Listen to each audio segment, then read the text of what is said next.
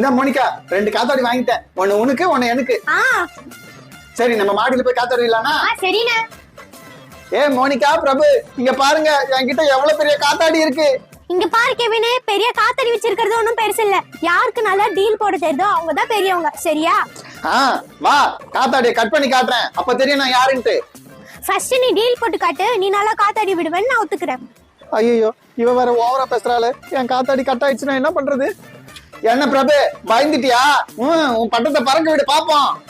அண்ணே நீ எதுக்கு நான் பயப்படுற? அதான் கூட நான் இருக்கல, நீ தைரியமா காத்தாடி விடு, பாத்துக்கலாம்.